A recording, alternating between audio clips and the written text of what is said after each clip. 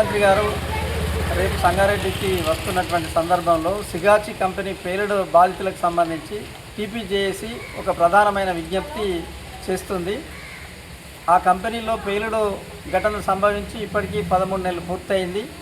అదే రోజు ముఖ్యమంత్రి గారు వచ్చి ఒక్కో కుటుంబానికి 1 కోటి రూపాయలు చెల్లిస్తామన్నారు. మరి ఇప్పటికీ 42 లక్షలు మాత్రమే చెల్లించబడ్డాయి. మిగతా 58 లక్షలు పెండింగ్లో ఉన్నాయి. వెంటనే చెల్లించాలని కోరుతున్నాము. అదే సందర్భంలో కేంద్ర ప్రభుత్వం ఇస్తా అన్న 2 లక్షల్లో కొంతమందికి చెల్లించబడలేదు. అట్లాగే రాష్ట్ర ప్రభుత్వం ఇస్తా అన్నటువంటి 1 లక్ష రూపాయలు కొంతమందికి చెల్లించబడలేదు. అదే కాకుండా చట్టబద్ధమైనటువంటి హక్కులైనటువంటి ఈపీఎఫ్, ఈడీఎల్ఏఎఫ్ లాంటి కూడా చాలామందికి చెల్లించబడని సందర్భం ఉన్నది. అదే సందర్భంలో కొంతమంది బాధితులు ఇప్పటికీ చికిత్స పొందుతున్నటువంటి పరిస్థితి ఉన్నది. తీవ్రంగా గాయపడి వాళ్లకు కేవలం 10 లక్షలు మాత్రమే చెల్లించారు.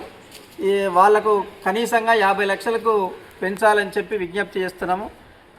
అట్లాగే ఆ కంపెనీలో పనిచేస్తున్నటువంటి మొత్తం ఉద్యోగులు, కార్మికులందరినీ తొలగించిండ్రు.